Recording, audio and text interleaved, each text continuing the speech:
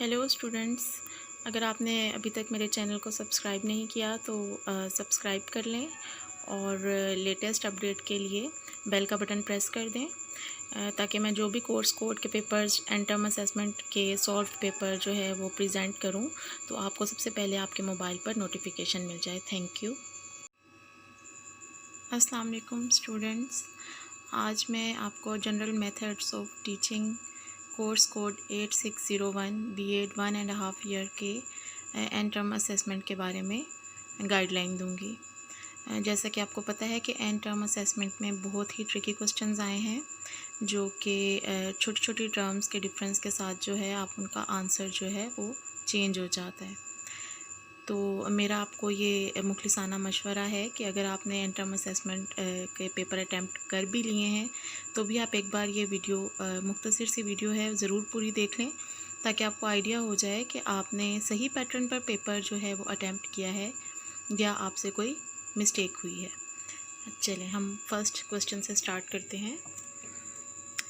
8601 का first question है, teachers primary responsibility is to carry on the teaching and learning process but they must rethink their professional contribution as they working with colleagues, family members, academic community members, employers and other in achieving their goals at the standard level. In this scenario, redefine the role of teachers and discuss the professional skills required to fill up the gap. Students, इसमें वो आपसे examiner जो है demand कर रहा है कि आपने टीचर की प्राइमरी रिस्पॉन्सिबिलिटी, तो जैसे हम सभी समझते हैं कि टीचर जो है उसका क्या रोल होता है कि वो टीचिंग करता है और हमें सिखाता है। लेकिन वो ये कह रहे हैं कि आप इसके बारे में दोबारा से सोचें कि टीचर जो है वो सिर्फ़ एक टीचर नहीं है बल्कि वो अपने कोलीग्स के साथ, फैमिली मेम्बर्स के साथ, अपनी कम्युनिटी के साथ, अपने एम्प्लॉयर्स के साथ रहता है। तो उसे एक अच्छा टीचर बनने के लिए या एक अच्छा लर्निंग प्रोसीजर कायम करने के लिए इन लोगों के साथ किस तरह के टर्म्स जो हैं वो डेवलप करने चाहिए, किस तरह से अपने आप को प्रेजेंट करना चाहिए। और इस सारे सिनेरियो में आपने टीचर को रीडिफ़ाइन करना है। यानी आपने ये नहीं कहना टीचर जो है वो एक लर्निंग आइटम है। आपने ये बताना है कि और टीचर जो है वो और क्या क्या कुछ जो है कर सकता है हमारी सोसाइटी में। तो इसमें आपने सबसे पहले टीचर की इसमें आपने टीचर की जो डेफिनेशन है वो गूगल से सर्च करके लिख देनी है फर्स्ट ऑफ ऑल। उसके बाद फिर आपने आ जाना है role of teacher. Role of teacher भी आप जो है वो आपको नेट से मिल जाएगा। उसके बाद आपने आना है teaching is the most challenging profession. इसमें आपने थोड़ा सा जो है टीचर्स की इम्पोर्टेंस को जो है वो डिस्कस कर देना है। फिर आपने करना है कि टीचर्स जो हैं वो हमारी सोसाइटी का क्योंकि एक अहम रुकन है तो उन्हें जो है एज अ रोल मॉडल जो है अपने आप को प्रेजेंट करना चाहिए। उनको जो है लॉज को जो है फुलफ़िल करना चाहिए। उनको क्योंकि स्टूडेंट्स उनको कॉपी करते हैं, उनको कोलीग्स में बैठकर जो है अननेसेसरी टॉक्स नहीं करनी चाहिए। उन्हें अपनी रिसर्च पर बहुत ज़्यादा फोकस करना चाहिए। उन्हें अपना टाइम वेस्ट नहीं करना चाहिए। उन्हें जो है मोरली बहुत स्ट्रॉन्ग होना चाहिए, पेशेंस होनी चाहिए, उनमें सेंस ऑफ ह्यूमर होनी चाहिए, केयरिंग होने चाहिए, सेल्फ कॉन्फिडेंस होना चाहिए, पैशनेट होने चाहिए। इस तरह से आपने जो है ना उनके करैक्टरिस्टिक्स जो है ना वो डिस्कस कर देना है। इसे कॉपी पेस्ट मत कीजिएगा स्टूडेंट्स प्लीज़। इसे आप अपने जो है वर्डिंग में लिखेंगे तो वो ज़्यादा जो है आपके लिए इफ़ेक्टिव होगा और ज़्यादा अच्छा होगा। और इसके बाद हमारा सेकंड क्वेश्चन आ जाता है। क्वेश्चन नंबर 2 है, A teacher may consider both individual and group projects for teaching. Which method among both would be more suitable when the students are involved in online teaching and learning methods? Teacher जो है वो इनफरादी तौर पर भी हमें सिखाता है और ग्रुप में भी जो है हमें लर्निंग हमारी करते हैं। जैसे हम ग्रुप प्रोजेक्ट्स भी करते हैं क्लासरूम में और इंडिविजुअली भी जो है काम करते हैं। लेकिन वो ये पूछ रहे हैं कि इन दोनों मेथड्स में से करंट सिचुएशन में जो है ऑनलाइन स्टडी में कौन सा मेथड जो है वो ज़्यादा सूटेबल है। तो ऑनलाइन स्टडी में स्टूडेंट्स आपने ये बताना है कि ऑनलाइन स्टडी पहले तो आप इसको थोड़ा सा जो है ना स्टार्ट में ऑनलाइन लर्निंग के बारे में थोड़ा सा ना अपना ओपिनियन दे दीजिएगा, वो भी आपको नेट से मिल जाएगा। उसके बाद आपने थोड़ा सा इंट्रो देने के बाद आपने अपना ओपिनियन देना है कि आपको पर्सनली जो है कौन सा स्टाइल ऑफ टीचिंग पसंद है।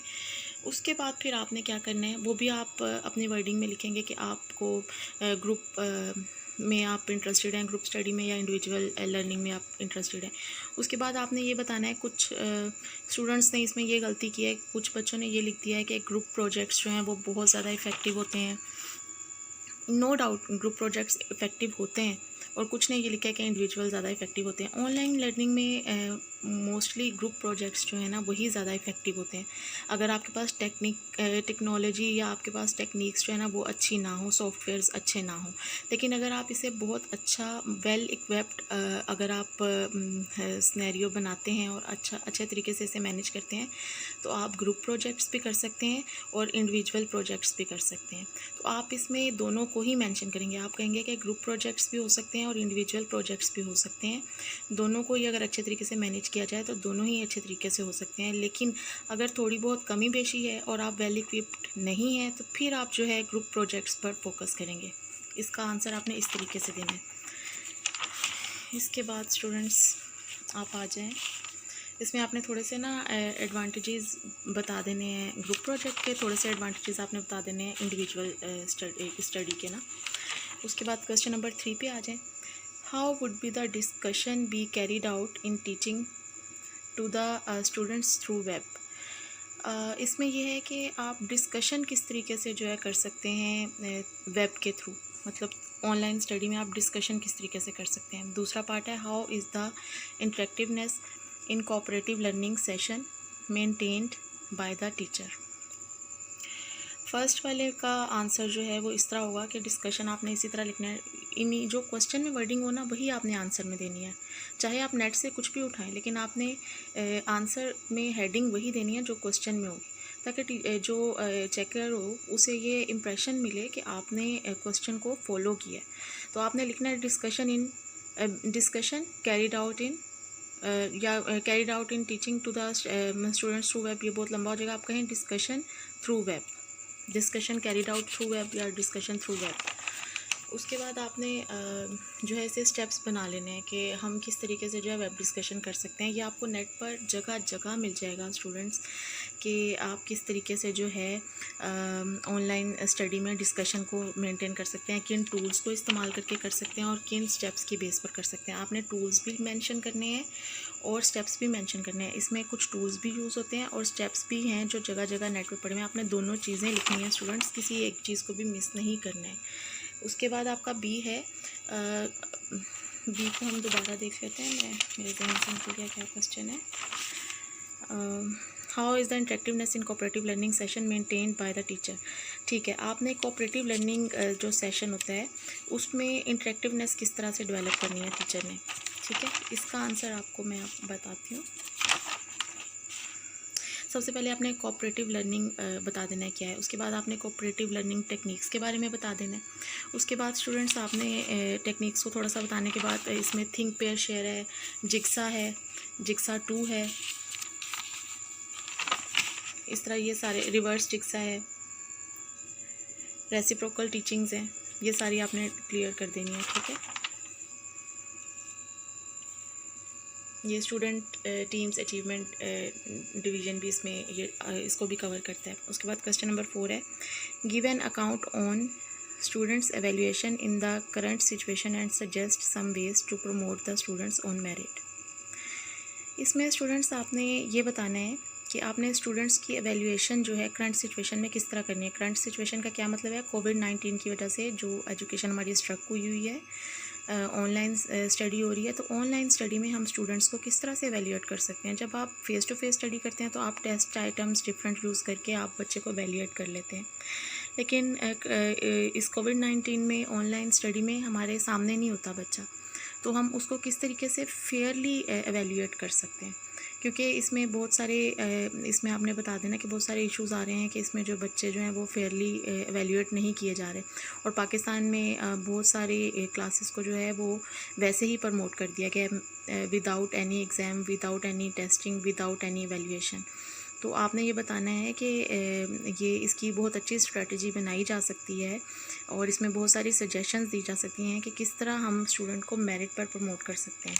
इसमें आप डिफरेंट स्टेप्स बता दें इसमें सबसे पहले आपने पेंडेमिक सिचुएशन का बताना है कि कोविड-19 की वजह से किस तरह ऑनलाइन हो गई है सारी स्टडी, वो तो आपने 1-1.5 पेज का आपने करके उसके बाद आपने पाकिस्तान का बताना है कि पाकिस्तान में कुछ जगहों पर तो एग्ज़ाम्स जो हैं वो मुनक्कद किए गए हैं, लेकिन कुछ जगहों पर नहीं है। तो इसके बाद फिर है how do we evaluate student performance in online system. उसमें आप डिफरेंट पॉइंट्स आ जाएंगे आपके, आप automatically assessing students, learning online है, रिटन असाइनमेंट्स हैं, ऑनलाइन डिस्कशंस हैं, कॉन्सेप्चुअल मैथ्स हैं, प्रेजेंटेशंस हैं, टेस्ट क्विज़ और एग्ज़ाम्स हैं। ये भी आपको नेट पर इजीली मिल जाएगा स्टूडेंट्स, इजीली मिल जाएगा आपको इसमें ये 8601 में मैं आपको एक बात बता दूँ, 8601 के स्टूडेंट्स जो हैं ना वो बुक से पेपर अटैम्प्ट ना करें। बुक में जिस तरह से क्वेश्चंस दिए हुए हैं ना उस तरह से उनके आंसर्स नहीं हैं, उन्हें बहुत ज़्यादा चेंज करना पड़ेगा। पीडीएफ वाले आंसर्स बिल्कुल रिलेट नहीं कर रहे हैं रियल आंसर्स के साथ। और इसमें आप नेट से सर्च आप जितना मर्ज़ी कर लें, नेट पर इसका मटेरियल बहुत ज़्यादा पड़ा हुआ है। बहुत सारे कोर्स कोड बीएड के ऐसे हैं जिनका नेट पर मटेरियल नहीं मिल रहा, लेकिन इसका हर क्वेश्चन ऐसा है कि आप नेट पर डिफरेंट स्टाइल से इसके क्वेश्चन के अंदर जो टर्म्स है ना वो लिखेंगे ना, तो आपको इतना ज़्यादा मटेरियल मिल जाएगा कि आपसे शॉर्ट नहीं होगा वो। तो आप के लिए मेरा मुखलिसाना मशवरा है कि आप इसे गूगल पर सर्च करें। गूगल पर अगर नहीं मिलता आप यूट्यूब पर सर्च करें, और आपको जो है वो जितना डाटा मिलेगा उसे आप मर्ज करके और अच्छे से जो है हेडिंग्स देकर, हेडिंग ज़्यादा से ज़्यादा दें, प्रेजेंटेशन आपकी अच्छी होनी चाहिए, और आप इसे जो है कंप्लीट कर लें 8601 को। इसके अलावा अगर आपको इसके पेपर्स के हवाले से, रिटन पेपर्स के हवाले से पेपर्स चाहिए या कोई प्रॉब्लम है तो आप मुझे मेल कर सकते हैं और अपना व्हाट्सएप दे सकते हैं। मैं आपको जो है इंशाल्लाह ज़रूर रिस्पॉन्स दूँगी। Thank you so much.